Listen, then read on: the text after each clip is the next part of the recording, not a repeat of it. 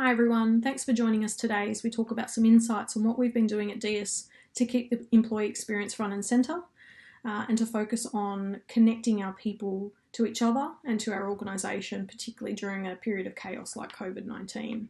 My name is Nicole Tzavaras and I head up the People and Culture team here at DiUS. If you haven't heard about who we are or what we do, DiUS is an Australian-based tech consulting business. We focus on the hard and the new, and we focus on solving problems for our clients using emerging technology. Over 16 years, we've worked with more than 200 companies using our specialist capabilities across cloud, digital, experience design, Internet of Things, and machine learning. I'm going to start by mentioning that we will also be answering questions. So as soon as this webinar is finished, head over to the DiUS Slack Community channel and I will be around to answer any questions that you have. So if you want to know more about what I discussed today, if you want to know more about what we do and how we've gone about doing things, then I'll be available for a chat. I'll also keep an eye on the channel, so if you come up with some questions over the next couple of days, feel free to post them and I'll get back to you then. Today I'm just going to walk you through some of the struggles that we've had over the last few months, as many organisations have, and how that's influenced our strategy, particularly around connection and engagement, both over the last few months, but also what it's looking like and what it means for us over the coming few months. So to begin with, our challenge that we started off with, I guess the first thing to say is, transitioning to working from home wasn't really the biggest challenge for us. Like, I know a lot of companies really struggled with getting everyone working remotely quite quickly, and for us that wasn't really the challenge. As a consulting business, our people usually work remotely from an office, and usually not from the DiUS office. They work from a client site.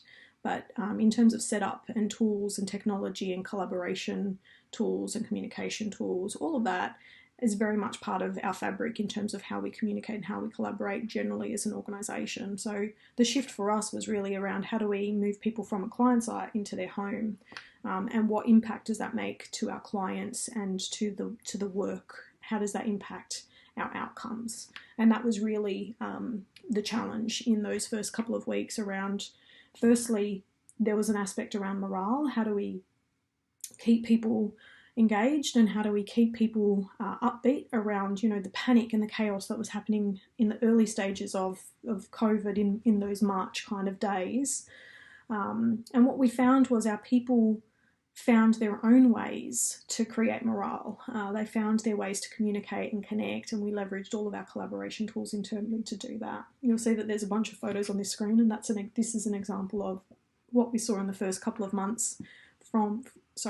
days from people sharing their workspaces, sharing their new colleagues at home, who happen to be cats or dogs or partners, and it was really lovely to see how people engaged and connected around their home environment and bringing that to life and showing us a deeper world and a different world than what we would have seen from them previously.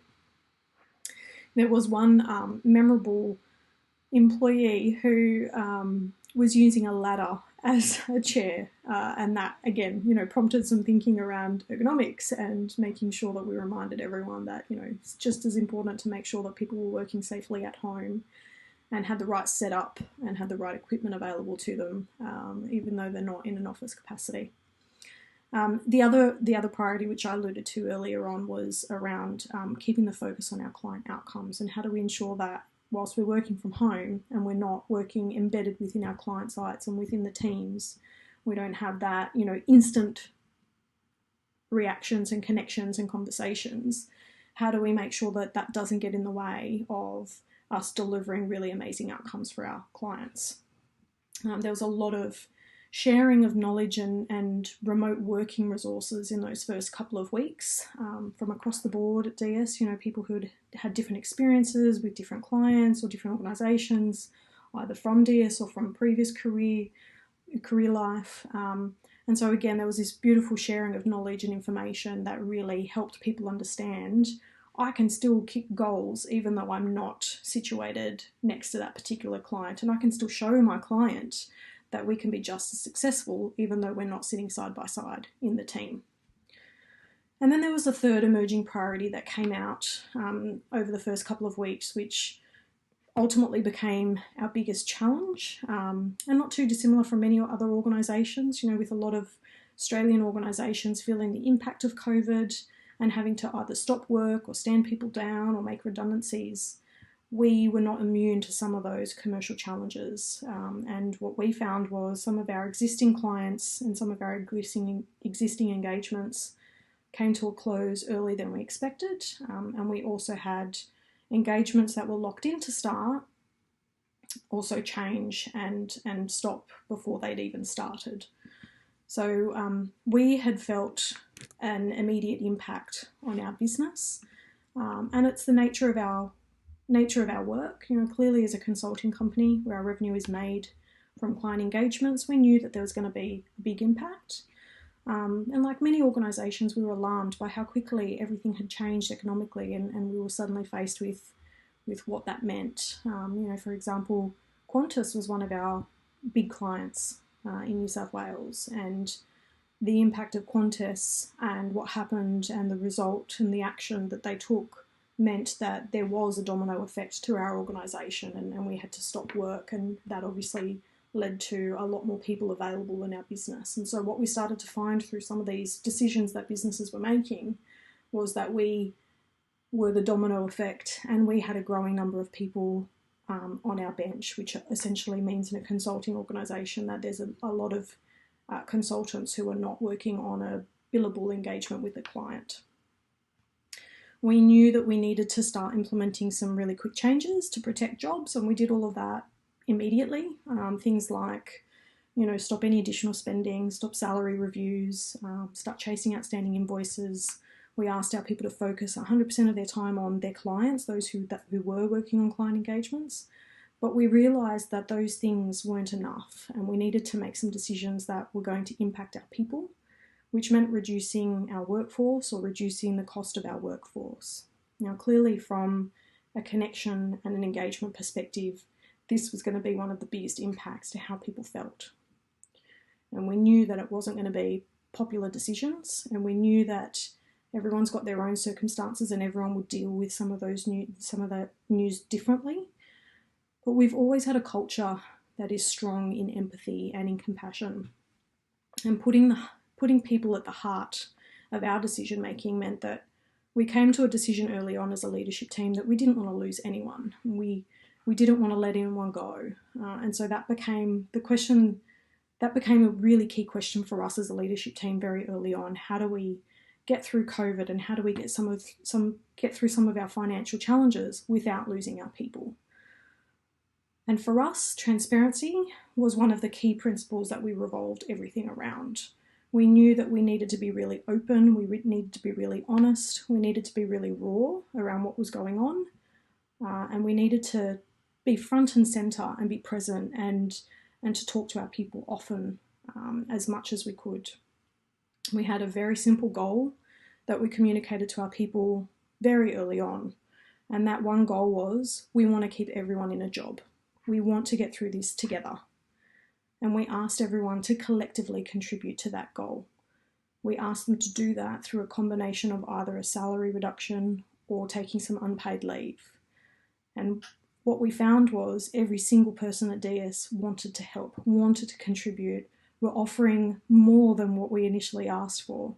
And everyone willingly pitched in the best way that was, aligned to work and opportunity. And what that's ultimately meant is collectively we've been able to save everyone's jobs.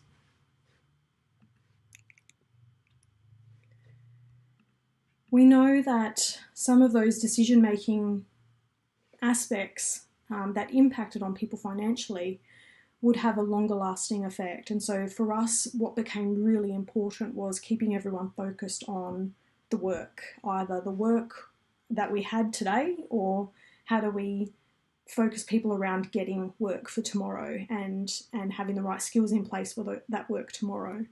And that was a really important way for us to continue to show people that there was a continued role that everyone needed to play to contribute to helping get us through to the next stage of this DiUS life.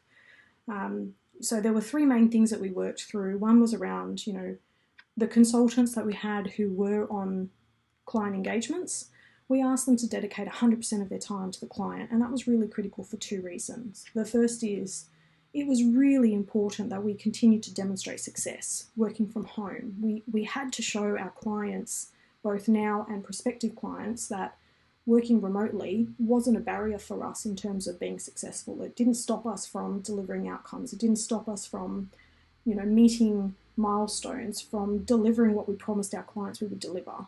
And that became a really important pillar for us. But clearly the second reason why it was also important that we focused 100% of the time on clients was we needed to maximise the potential revenue earned. We needed to ensure that of the clients that we had, we were getting everything that we needed from those clients. And then the second aspect was around, this growing number of people on the bench. We needed to create a temporary bench manager role, and one of our PC's principal consultants ended up stepping in and taking on that role temporarily. And this became a really important way for us to manage the 30-odd consultants coming on and off projects at any given time. It was important to manage the backlog of activity that we had in terms of internal projects that we just never had enough time for people to do in the past. But it was also a great opportunity to show people and help them appreciate the value actually of some downtime to focus on professional development, to allow people to take a breath and say, hey, you've always wanted to do that AWS accreditation, do it now. Or, you've always wanted to learn a new tech stack, do it now. You've always wanted to explore IoT, here you go, this is an opportunity. So it was a really great combination of allowing people to develop themselves professionally in a way that aligned to DiUS's interests in terms of marketing capabilities, but also it was a way of making sure that we kept everyone busy and focused and motivated so that, again, everyone felt like they were contributing, even if they weren't working on an engagement with clients. And in the same token, we found there were some teams that had less capacity all of a sudden because of COVID. And instead of having to stand people down, what we did was we redirected some of that thinking and some of the skills into different areas that needed more time and didn't have enough people, coincidentally, as a result of some of the changes that were going on. So we found ways to ensure that everyone continued to feel valued and continued to feel like they had a really important role to play in contributing to DiUS and helping us get through as a collective team.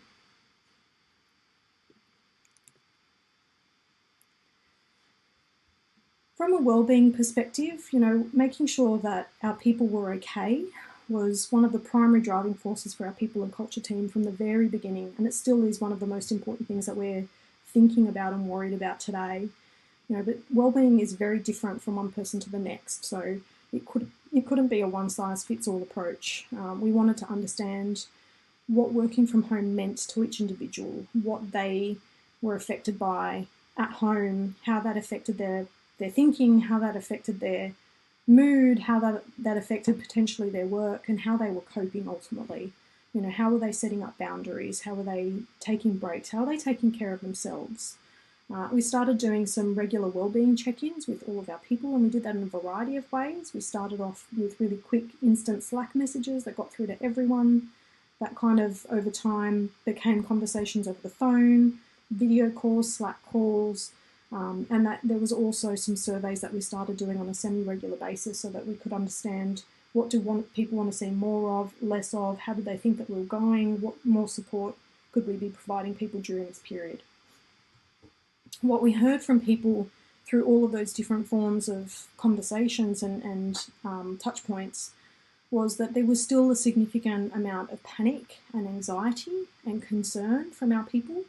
And we really wanted to support our people as much as we could and help them cope with some of those feelings, particularly around the stress and that anxiety. We felt like there was a healthy level of concern that was very normal, but where we had some situations that was starting to become, particularly stressful, or we had people feeling amounts of anxiety, we really wanted to continue to focus on helping support everyone who needed it. So we heavily promoted our EAP program, which was already in existence. We also looked for different kind of learning resources that we could share with our people on various topics like, building resilience, or managing stress, or maintaining productivity and motivating yourself. We shared tips on how to manage day-to-day stresses and gave some structure around taking breaks, make sure you're going out for a walk, get some fresh air, make sure you're sleeping well, a lot of information to help the whole being. And we also brought in experts to talk to our people about mindfulness and coping techniques. We spent quite a bit of time also crafting a strategy that was focused on social connectivity.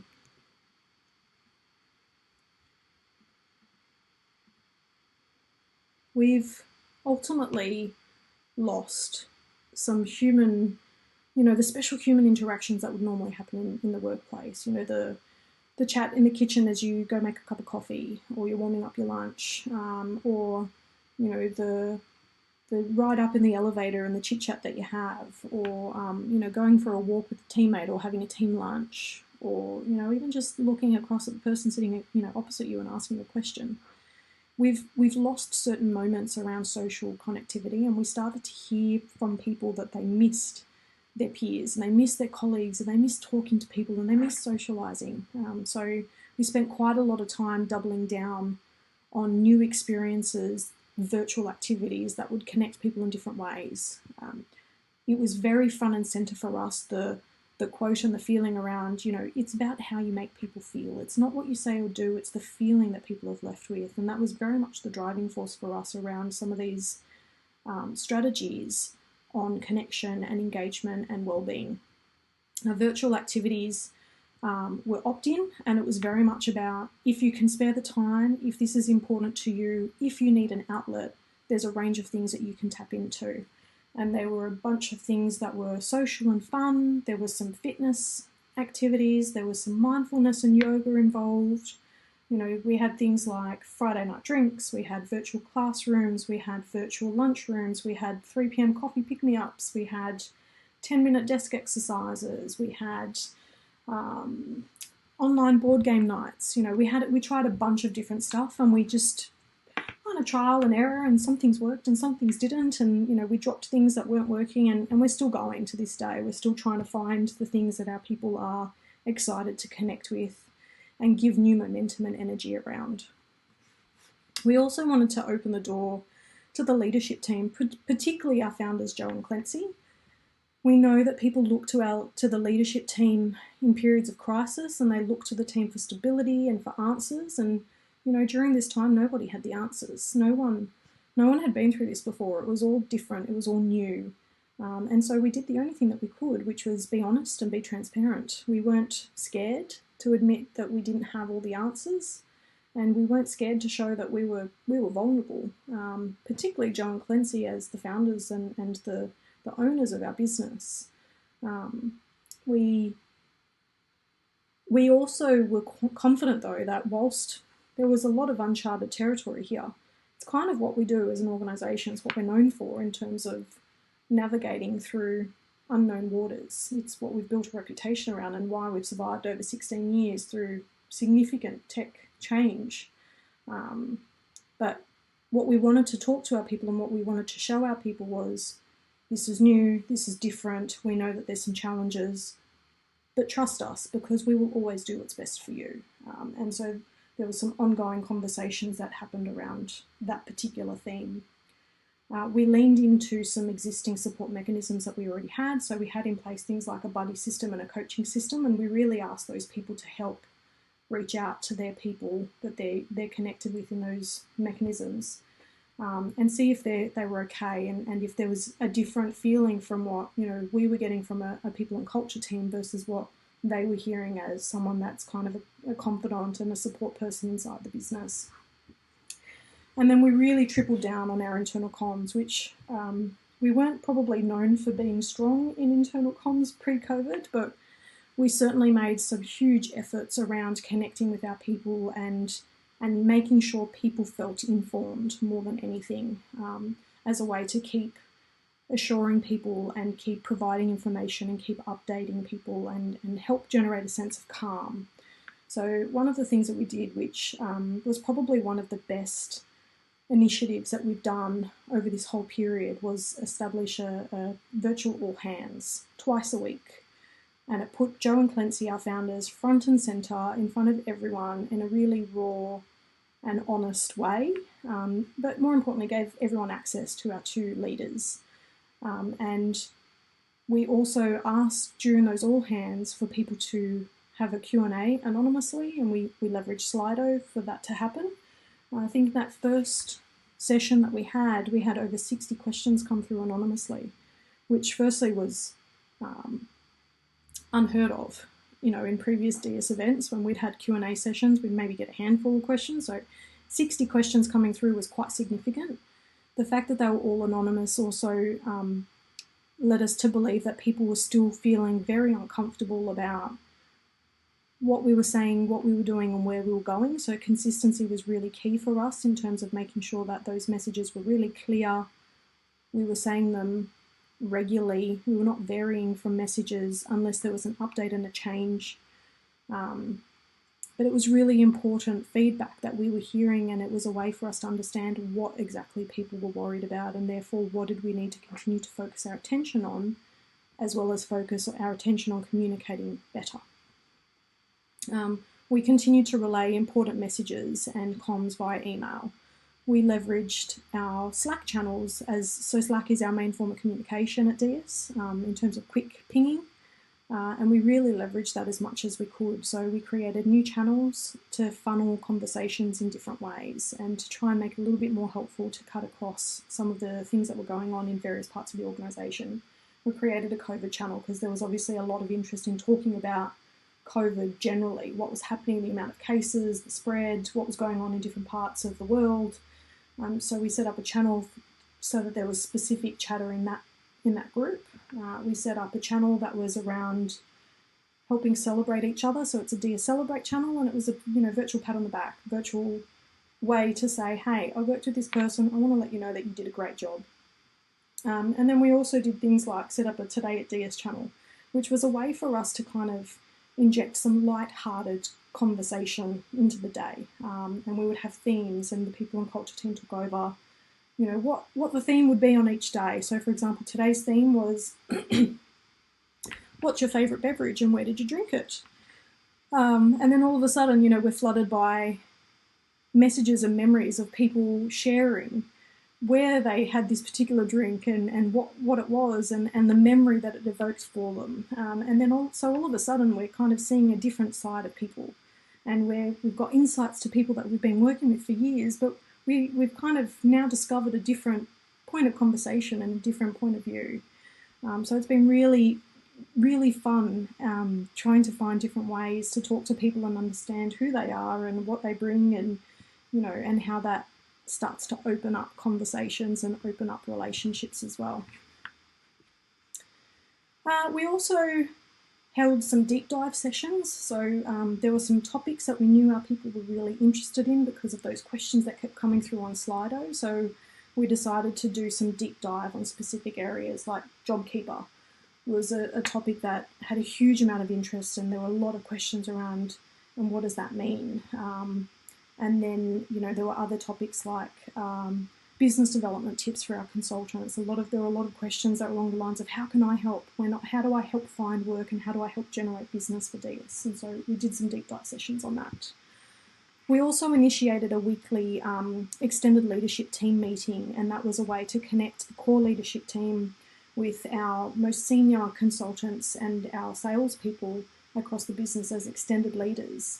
And that was a really great way for us to keep the conversation flowing, understand what was happening on the ground, but also so that we could hear, what are we missing? Are there considerations that we need to be thinking about? It was a way for us to test early ideas as well, and that became a really important forum for us in enabling, the next generation of leaders, effectively of DiUS, to really step up and play a more pivotal role in the organisation. And then we spoke to people as much as we could. We got out there, we had conversations, we picked up the phone.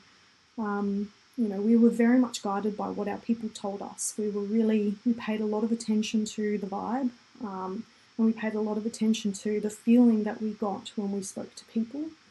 and how that was starting to change. Were things settling down? Were people still feeling a sense of unease about a particular area? And what did that mean in terms of, do we need to do more in this space? Do we need to do less in this space? Do we need to pull back now?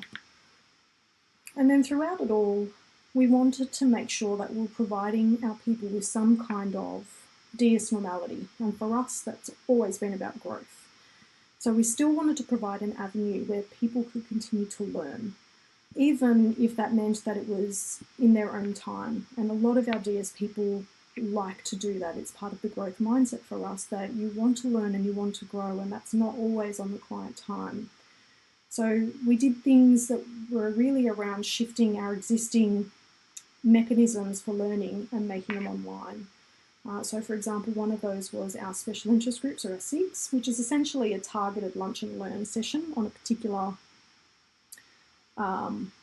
it could be tech, it could be some kind of methodology. So for example, we have a JS Web SIG, and one of the recent topics around that was creating a JS library from scratch. Or there's a new methods and practices SIG where one of our consultants shared some information on assumption mapping. So it's very much driven by consultants. They lead them, they organise the schedule, they figure out what they want to hear about, what they want to share, what they want to learn about, and they come up with the content themselves. We also shifted our weekly brown bag online, and these are very much, again, led by consultants, but it's not specifically targeted on a particular area. Again, it's very much driven by our consultants and what they want to share. It's more of a knowledge sharing, learning opportunity, but it's probably a bit broader than our special interest groups. And so some of what we've heard recently has been around delivering changes for machine learning, to next generation customer service on chatbots, to learnings from building a SaaS product. We also established a new Lunch and Learn series, of which this is part of. And we opened these Lunch and Learning series to people outside of DiUS, our clients, our community, our alumni. We feature internal people who have an interesting topic to share, but we also bring in external speakers to share some knowledge. So recently we've brought in Laura Summers, who's the founder of DiUS AI, and she spoke to our community about the state of machine learning fairness. We've also invited Ali Watson in recently from Code Like a Girl to talk to us about creating a more gender equal society. And then we've also focused some of those topics on wellbeing. So we've invited Sharon Pakir in recently, who's one of our training partners, to talk to our people about the art of self-care. And we've also asked our EAP partner to share some of their content around how food impacts your immunity and mood, and what you can do to stay healthy at home. So there's been a lot of different ways that we've focused on connection. Some of it's been about the social side of it. Some of it's been about how we're keeping people informed and how we're keeping motivation up through those channels of communication. And some of it has also been about continuing to allow people to learn and grow and giving opportunities for that to happen. It's been a long 18 weeks at home so far, and we're still finding new ways to connect people, both socially and professionally. And now what we're seeing is that shift is starting to make a change. Our attention is now shifting to how we make people at DiUS more motivated and engaged post-crisis, because I feel like whilst COVID is still very much real and it has not changed, the crisis point for DiUS has definitely passed. And so for us, it's around we're starting to move into this new phase, and how do we ensure that we are continuing to maximise the engagement and the connection that people are now starting to feel at DiUS. And so for us, it very much becomes about what are we doing to strengthen the experience for our people. The last few months has absolutely been about protecting jobs and keeping everyone together. And that was a very clear, mission, I guess, over the last few months. And it's been thanks to the collective contribution of our people that we have managed to keep our promise. We've gotten through this together. We've protected jobs. We've not had to let anyone go. And now we're in a much stronger financial situation. It's a much more positive outlook. We've already gotten salaries back to normal. We're starting to do salary reviews again. So we're starting to kind of get back to normal business operating practices. And our people are so deeply appreciative that we've been able to do that so quickly, and we've been able to, keep our promise that that's one of the most important things for us, is to get everyone back to a sense of normality as soon as we possibly can. I think the last few months has taught us a lot about our business and about our people. We've recently gone through an exercise over the last month. The entire leadership team has spent time and prioritised time having a virtual coffee catch-up with every single person at DiUS. And what we've heard overwhelmingly in terms of feedback from our people is they've really appreciated the way that we've handled the situation so far. They really appreciate the honesty and the transparency. And I feel like there is a much deeper connection to our organisation now, and there's a much deeper connection to each other and a much deeper appreciation of each other. And people have been connecting in different ways that have been really quite lovely to see, in the sense of, we now see everyone's whole self. You literally see them in a new environment, and you see what's beneath it and what's behind them. We can see, a collision of work and personal worlds collide, whether that's paintings from children or whether that's clothes racks, of people working in studies, whether that's birds flying through windscreens. It's been an opportunity for everyone to connect on a deeper level and have more meaningful conversations and more meaningful connections. But I guess what we're also really mindful of is the thing that we're also starting to see now is fatigue is starting to set in. It's been a long 18 months, and particularly with the news of what's happened in Victoria over the last couple of weeks and the lockdown that's now been implemented, it's going to continue to feel like a long haul. And so there have been wins, but there's also been a few setbacks. And I think that we can expect that this is going to be the wave over the next year-ish until a vaccine is available. We need to expect a lot of stop and start, and we need to expect constant change. But we also need to be able to bounce back. And as an organisation, we are starting to do that. We're starting to move out of crisis mode, and we're starting to focus on growth. And that's not just growth for our business, it's also about growth for our people. Now it's the time for us to start concentrating again on how the employee experience is anchored around growth, and how do we make that meaningful for our people and in their career, and starting to understand and align the pieces around what matters most to our people. How do we make sure that what matters most for them is possible for us as an organisation? And then how does that align with amplifying development of skills in the future? Focusing on the skills that enable people to adapt, to change, to grow, to be able to pivot. It's very much about that agile, capital A, little a. It's all about that kind of mindset around, having the ability to pivot and shift thinking and context change, and be able to do that in a way that doesn't impact people in a really negative way. We're also starting to think about a return to the office and what that means for us. And to be honest, it still feels like a bit of a slippery goal. We don't have a set time frame in mind. Right now, our view is we're still working from home, and we're still encouraging people, at least in New South Wales, to continue to work from home. We've been taking cues from our people and from various government recommendations, but when we asked our people fairly recently, over a third of them were still very uncomfortable coming back into any kind of office environment. And so, psychological safety is just as important right now. But we have our offices set up for return. We've got the sanitising stations, we've got plenty of cleaning products, we've got, restrictions of meeting room numbers, we've got conversations already had with our cleaners and deep cleaning kind of situations on a daily basis. But that date of when we get back to work is not necessarily there from our perspective, and what we need to keeping an eye on is what our clients are doing. The more our clients are starting to get back to work, the more we need to understand what is the impact for our teams, and how do we ensure that our client spaces are, they've got the right safety and the right social distancing and the right hygiene practices in place, but also how do we make sure that we're dealing with that remote part-time kind of situation. So I think now we know with certainty that we can all successfully work from home. There's nothing stopping us from being successful when we work from home. And working from home is not a barrier to sharing ideas amongst teams or clients, which is a little bit about what's held us back in the past. So this is really going to shake up the consulting industry particularly. Historically, clients have wanted consultants on site, embedded within teams, learning and teaching as they go. And what we now know is that's not necessarily the secret to success. Don't get me wrong, it's been tough in some areas. It has absolutely been harder to collaborate. It's absolutely been harder to maintain relationships and build new relationships. And there's always going to be a place for having consultants on site. But I think what we've learned is that doesn't necessarily need to be full-time.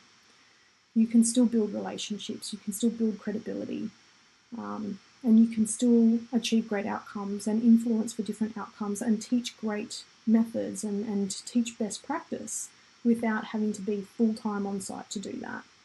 So we've definitely shifted our thinking around what that might mean. I'm sure that there will be a lot of conversations with our clients to align thinking around that and work so that we are still keeping in mind our outcomes for our client and making sure that success is there. At the same time, balancing the needs and the comfort levels and the well-being of our people. But we have had to form new habits whilst everyone's worked remotely full-time, and we're going to have to find new habits of when people are part-time at work, particularly when our clients' patterns change, and our clients will have teams that are both in the office and at home, and we will have teams both in the office at home, and that's going to create different dynamics. But ultimately, COVID has absolutely changed the way that we think about working, and really opens different doors for possibilities. We are currently working with an international client. We see more of that in the future. Working from home means that we are not constrained with where we are based and what we can produce. So absolutely there's going to be opportunity to continue working with different clients from different countries. And then this also lends itself to thinking differently about the talent that we bring into DiUS in the future. In the past, we've really only focused on people being in Sydney or Melbourne. This provides different possibilities as well. We know that we're going to need to find better ways to develop our people in really practical ways, and we're going to need to figure out new learning strategies on how to build the right skills for the future and focus on skills like relationship building and communication and empathy and emotional intelligence and resilience and creativity. But we also know that we can emerge from this as a company stronger than ever, and we're already doing some work on refining our strategy so that it's aligned with what we've learnt, what we've seen in the market, and what this means in terms of capability and the investment in capability that we're making across the teams at the moment. How all of that fits together and how we pivot so that all of our plans align and ultimately ensure that we are coming out of this stronger than ever is a huge focus over the next few months. But COVID has, forever changed the way that we work. And there's been some benefits, and I think it's important to acknowledge that, yes, it's been a really turbulent time. Yes, there's been some, financial issues. There's been some professional concerns and challenges. There's been some personal challenges that everyone has faced throughout the last few months. But there's also been some good, when people are forced to behave and act in different ways, we also see some really great behaviours and outcomes as a result of that. And as a company, we've taken some time to reflect on what that means for us. We've been working nationally to service our clients, and that's ultimately meant that our clients are getting really great, and not our clients are getting different kinds of people, and it's not necessarily just based on who's available in your particular state, but who's available across the company that can do that and it's best placed. We're not limited by geography anymore. We've also seen that our consultants have been working across teams, across states, and that's enabled them to tap into different people to learn from and to build relationships with. We've seen our people get to know each other in different ways and forge deeper, more personal connections. And we as an organisation are having better conversations with our people, both collectively and individually. You know, we're having more transparent conversations, more open conversations about what matters and what's concerning us and what we can do about it. And we've been able to connect people to DiUS and to each other in a deeper way as well. It's an organisation that I'm incredibly proud to be working in, and I'm so proud to be part of a team of people who care about each other and who work together to create the right outcome. I hope you've enjoyed this session today, and I hope you found it informative. Like I said earlier on, I will be available to answer any of your questions straight after this webinar finishes, but also over the next couple of days. If you've got questions that pop up, I'm more than happy to answer them as they come through. So thank you for your time. I really appreciate you listening in. I hope you enjoyed, and have a good evening.